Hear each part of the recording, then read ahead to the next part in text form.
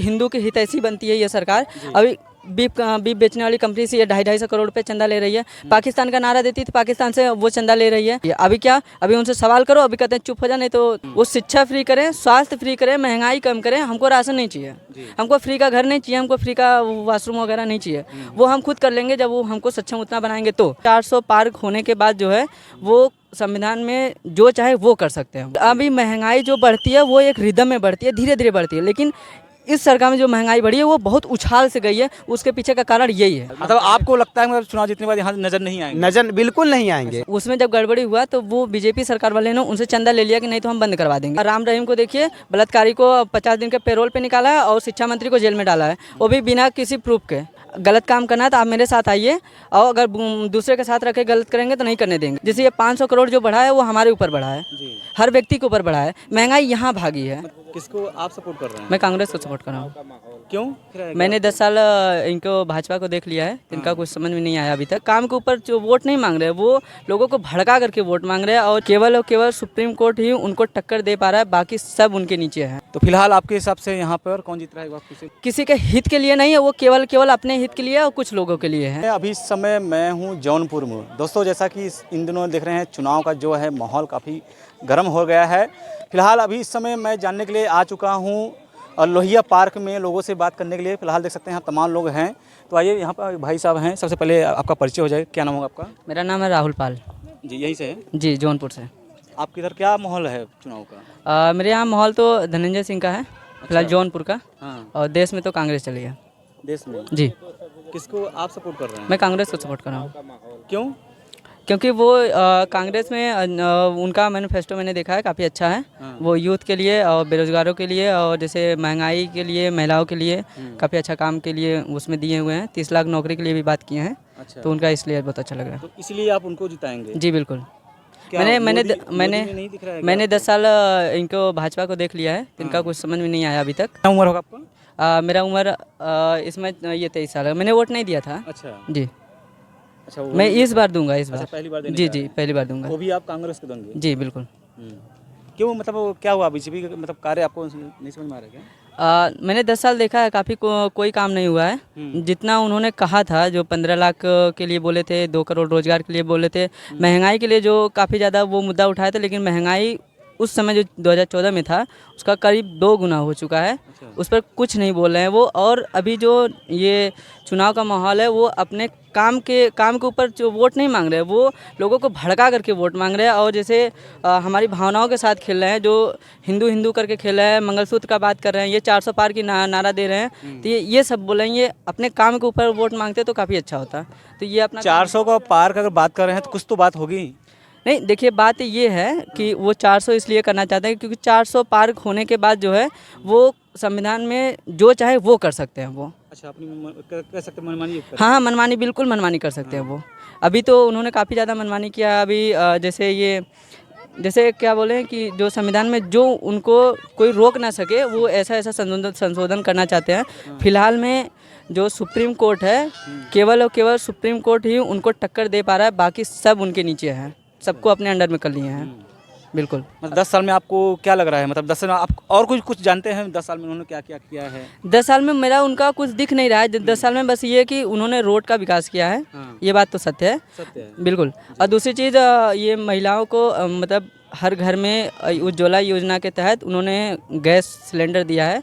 ये अच्छा काम किया। और राशन भी दिया है? राशन तो दे रहे हैं, वो तो ये दिखा रहा है कि घर भी तो दिया है। किसको मिला है घर? मिला है सबको नहीं, लेकिन जो गरीब है सब बताया जाता है उनको दिया गरीब तो है। हम भी हैं, गरीब तो हम भी हैं। अच्छा। मेरे पिताजी जो हैं वो महीने का 7,000 रुपये कमाते हैं। 3 बहनें हैं, मैं अकेला हूँ।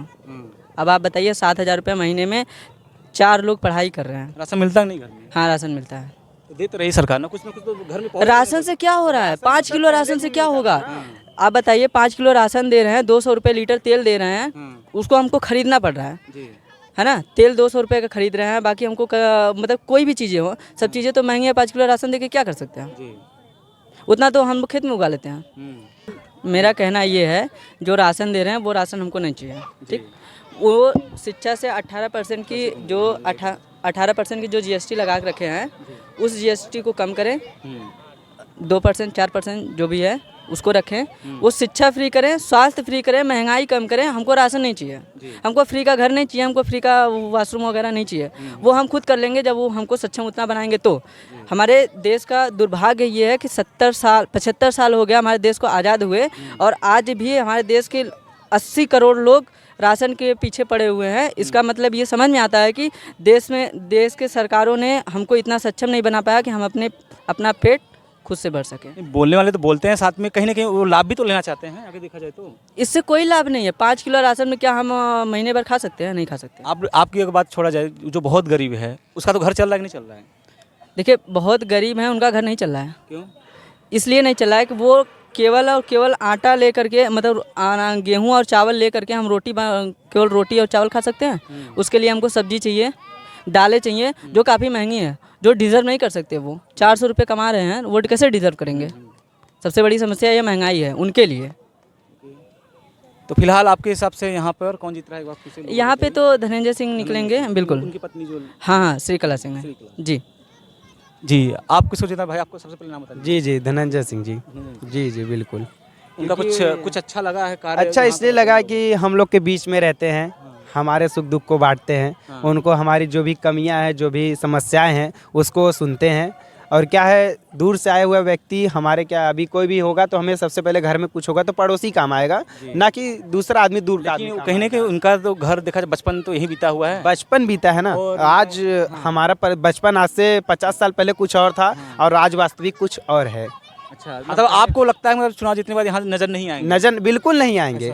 हर नेता कहता है कि हम चुनाव के बाद ये कर देंगे, वो कर देंगे, पर ऐसा कुछ नहीं होता है। और धनंजय सिंह जी जो है तो वो यहीं पे ही पले बड़े हैं, यहीं के हैं और यहीं ही रहेंगे। वो हमारे बीच ही रहेंगे। हमारा जो समस्या होगा हम उनसे कह सकेंगे, हमें जो चीज़ चाहिए हम उनको कहेंगे, इसलिए हम उनको सपोर्ट कर रहे हैं। उनको जिताने का मुद्दा हमारा यही है। क्या कह रहे हैं? मैं महंगाई पे बात करना चाहता हूँ जी। महंगाई पे बोला जी बिल्कुल। महंगाई पे दरअसल क्या है कि जब ये सरकार आई थी, मतलब आई नहीं थी, जो चुनाव लड़ रही थी, तो जैसे पेट्रोल था 50, 52, 60 हज़ार ऐसे करके था, वो 400 रुपये सिलेंडर था। काफ़ी ज़्यादा उस समय सस्ता था, जो हर कोई डिज़र्व कर सकता था। बट अभी कोई अभी डिज़र्व नहीं कर पा रहा है, जो कि 1200 रुपये सिलेंडर हो गया है, 100 रुपये पार पेट्रोल हो गया है, और सारी चीज़ें महंगी हैं, सारी चीज़ें महंगी हो चुकी हैं। ये जो इस सरकार में जो महंगाई बढ़ी है, उसके पीछे का कारण वो नहीं है, उसके पीछे का कारण है चंदा। उसके पीछे का कारण है चंदा। जैसे क्या है कि कोई कंपनी अगर साल भर में 100 करोड़ रुपए कमा रही है, वो अपना 100 करोड़ रुपए कमा रही है, वो 100 करोड़ रुपए में अपनी कंपनी चलाएगी। और अभी जब ये जा करके उनको कह देंगे कि हमको 500 करोड़ चाहिए, अभी उसके पास 500 करोड़ रुपए बचेगा, तो वो 500 करोड़ रुपए मैनेज करने के लिए वो सामान पे ज़्यादा मूल्य रखेगी, जिससे वो 500 करोड़ रुपए और बराबर मेंटेन कर सके।